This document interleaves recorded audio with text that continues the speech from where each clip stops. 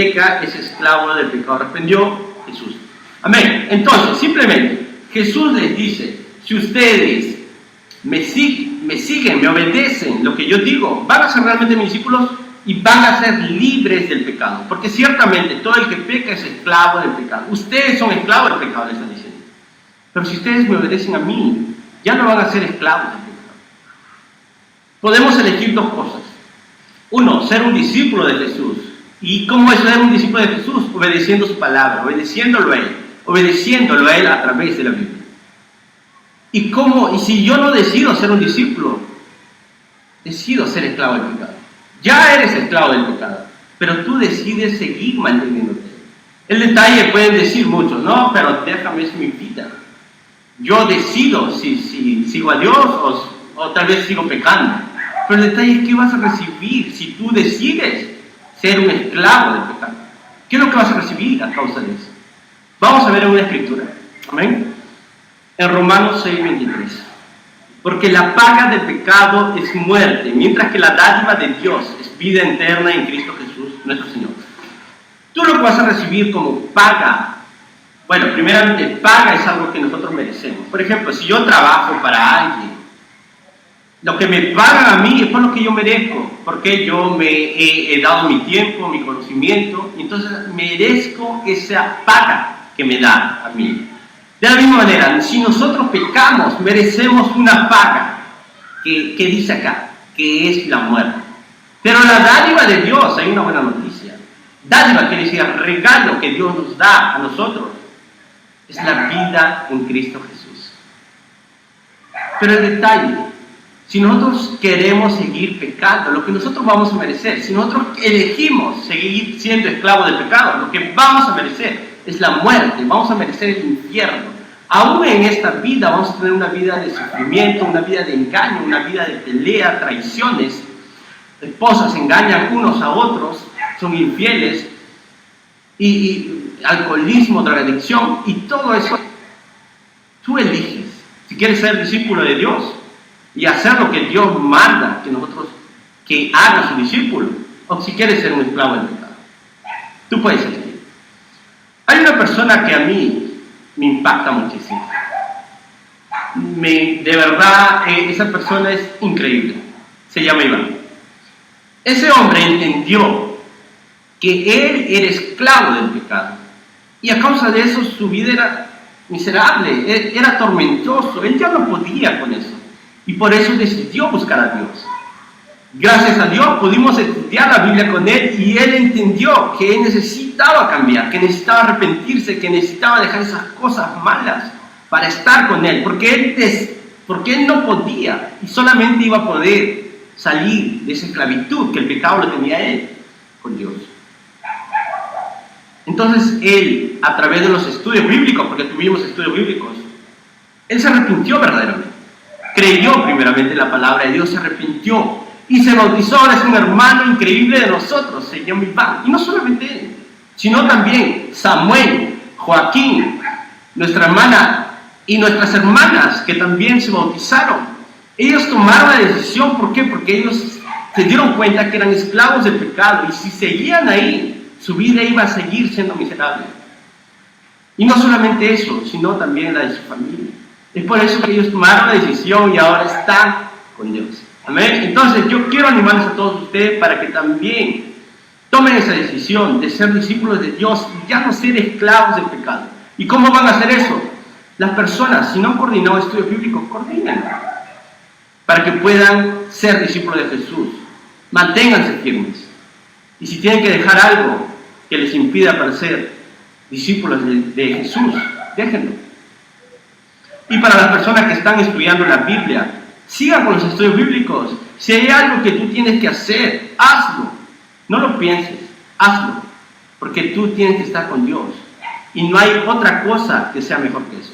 Así que te doy ese reto. Amén. Vamos a ir a un segundo punto. Que es, no estar listo es desobediencia. Vamos a seguir leyendo Lucas 12, del 41 al 42. Y dice, Señor, le preguntó Pedro, ¿cuentas esta parábola para nosotros o para todos? Respondió el Señor: ¿dónde se halla un mayordomo fiel y prudente a quien su Señor deja encargado de los siervos, para repartirle la comida a su debido tiempo? Primeramente, Pedro, después de escuchar la parábola que Jesús estaba contando, que manténganse listos, manténganse alertas, ustedes tienen que mantenerse muy alertas, así como si dependiera su vida de eso, cuando su Señor llegue. Pedro le pregunta a Jesús: ¿es para nosotros los discípulos o es para todos? Y Jesús no le responde con una afirmación, sino Jesús le responde con otra pregunta. Le dice: ¿dónde crees que voy a encontrar a un mayordomo fiel y prudente para que esté a cargo de sus siervos? O un señor, ¿no? Se refiere a un señor. Señor que encuentre un mayordomo fiel y prudente para que esté a cargo de sus siervos. ¿Dónde crees que va a encontrar el Señor, ese mayordomo fiel? ¿Es por qué? ¿Por qué le responde con eso Jesús a Pedro? Porque él quería que él mismo se responda. ¿Dónde cree que van a encontrar eso? Un ejemplo que le quiero dar. No sé si ustedes tienen empresas, tienen negocios, pero supongamos, si ustedes, por ejemplo, tienen trabajadores que trabajan con ustedes años y ustedes quieren salir y quieren dejar encargado a alguien, ¿dónde van a encontrar esa persona confiable, fiel y confiable y honrado? Van a encontrar en la gente que trabajó en años contigo, o van a encontrar en la gente que nunca trabajó contigo. Definitivamente van a encontrar en la gente que ha trabajado años contigo. Ahí van a ver una persona que es fiel, honesta, correcta, y lo van a poner a cargo de su negocio. De la misma manera, Jesús le dice a Pedro: ¿dónde crees que yo voy a encontrar? Definitivamente en ustedes, alguien fiel y prudente. ¿Para qué? Para que lleve mi palabra, para que esté a cargo de mis siervos, para que siga alumbrando con su luz, que es la obediencia de mi palabra. No lo voy a encontrar en cualquier persona, lo voy a encontrar en ustedes, mis discípulos. ¿Entienden? Pero vamos a ver una escritura que nos dice de qué manera debe ser esa persona fiel y confiable. ¿Cómo hace que esa persona sea fiel y confiable?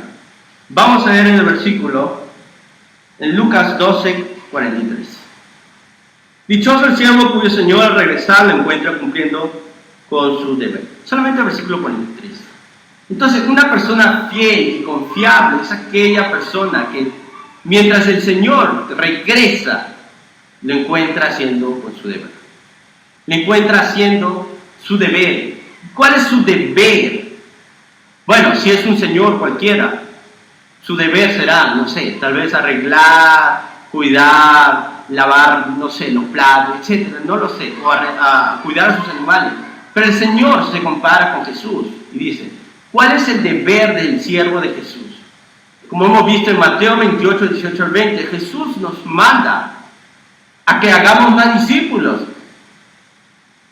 Ese es uno de los tantos deberes que Jesús nos manda a hacer. Y Jesús nos quiere encontrar así en el momento de su llegada, haciendo más discípulos, ayudando a más personas para que puedan estar con Él. Eso es lo que quiere Jesús, que le obedezcamos a Él, que obedezcamos su mandamiento, que obedezcamos su palabra, que es la Biblia. Amén. ¿Qué es lo que debe hacer? ¿Qué es lo que Jesús quiere que nosotros hagamos? Bueno, vimos que necesitamos hacer su deber. Pero ¿qué es lo que también no quiere que hagamos? ¿Qué es lo que no quiere que nosotros pensemos? En el versículo 44, 12:44. Y dice: les aseguro que lo pondrá a cargo de todo su bien. Pero ¿qué tal si ese siervo se pone a pensar: mi señor se tarda en volver? Y luego comienza a golpear a los criados y a las criadas, y a comer y beber y a emborracharse. El señor de ese siervo volverá el día en que el siervo menos lo espere, y a la hora menos pensada, entonces lo castigará severamente y le pondrá la condena que reciben los incrédulos. Amén. Entonces, hay una manera que Jesús no nos quiere encontrar. Cuando Jesús se refiere a un siervo del Señor, o siervo de Él, quiere decir un discípulo de Él, un seguidor de Él. Jesús no quiere encontrar a un discípulo, un seguidor de Él, haciendo su deber. Y uno de los deberes, como lo vimos delante, les vuelvo a recalcar, es hacer discípulos en todas las naciones. Amén. Jesús nos quiere encontrar así. pero no quiere encontrar a ese siervo, a ese discípulo, seguidor de él, olvidándose de lo que Jesús le ordenó, como estos deberes que estamos mencionando ahorita, y mucho menos volviendo a los pecados antiguos que él hacía, como emborracharse, maltratar, mentiras y todo lo demás. Jesús no nos quiere encontrar así, con una vida llena de infidelidades, de engaños. Jesús no nos quiere encontrar así. Pero hay una cosa, ¿qué es lo que no debe hacer un siervo? Es dejarse llevar por el pecado. Pero acá también dice, ¿no?, que un siervo que no hace su deber, que no obedece a Dios, es como, se va a ser tratado como un incrédulo. Va a recibir el mismo castigo, como un incrédulo. ¿Y qué es un incrédulo? ¿Qué es un incrédulo? Un incrédulo es una persona que no cree en Dios. Pero no solamente eso, un incrédulo también es una persona que cree en Dios, pero no obedece a Dios, no obedece por más viendo lo que Dios le dice que obedezcan, no lo hacen. Por ejemplo, en la Biblia, personas que no obedecen la Biblia. Esas personas incrédulas van a tener su castigo, pero el siervo que no hace su deber va a tener un castigo igual que ellos. Pero ¿de qué manera, de qué intensidad van a tener el castigo, tanto el incrédulo como el siervo que no hace su deber? Vamos a verlo en versículos 47 y 48. Lucas 12, 47 y 48. El siervo que conoce la voluntad del Señor y no se prepara para cumplirla, recibirá muchos golpes. En cambio, el que no la conoce y hace algo que merezca castigo, recibirá pocos golpes. A todo el que se le ha dado mucho, se le exigirá mucho, y al que se le ha confiado mucho, se le pedirá mucho. Primeramente, hay un castigo que Jesús dice que va a haber. Para una persona incrédula, va a recibir pocos golpes. Pero para un siervo que no hace su deber, va a recibir muchos golpes. ¿Qué es lo que quiere decir con esto, no? Entonces muchos pueden pensar, perfecto, yo no creo en Dios, voy a recibir pocos golpes. Pero, ¿qué se refiere Jesús cuando dice vas a recibir pocos golpes? Vamos a ver una escritura. ¿Qué es lo que van a recibir los incrédulos?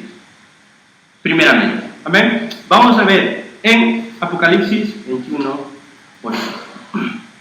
Pero los cobardes, los incrédulos, los abominables, los asesinos, los que cometen inmoralidades sexuales, los que practiquen arte mágica, los idólatras y todos los mentirosos recibirán como herencia el lago de fuego y azufre. Esa es la segunda muerte. Entonces vemos acá cuál va a ser el castigo para los incrédulos. Van a recibir como herencia el lago de fuego y azufre.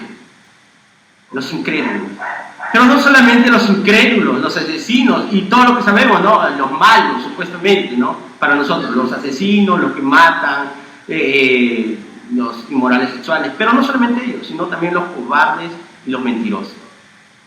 ¿Qué es un cobarde? Un cobarde es una persona que puede predicar la palabra de Dios, pero no lo hace por vergüenza a los demás. Y no solamente eso, cobardes también son personas que, sabiendo las escrituras, no toman decisiones y se dejan llevar más por el pecado y no quieren tomar decisiones porque quieren agradar a personas, porque quieren seguir en ese pecado. Esos también son cobardes. Y los mentirosos, personas que mienten. No hay mentiras pequeñas, todos son mentiras. Esas personas van a recibir como castigo el lago de fuego y azufre, que es la segunda muerte.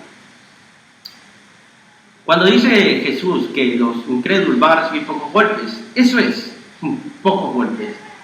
La muerte en el fuego, en el lago de azufre. Pero los siervos de él que no cumplen su deber van a recibir muchos golpes. ¿Qué quiere decir con eso? Que van a recibir un peor castigo que ese.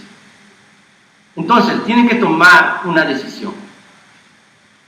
No quiere decir que por ser siervos de Jesús, discípulos de Jesús, seguidores de Él, ya son salvos.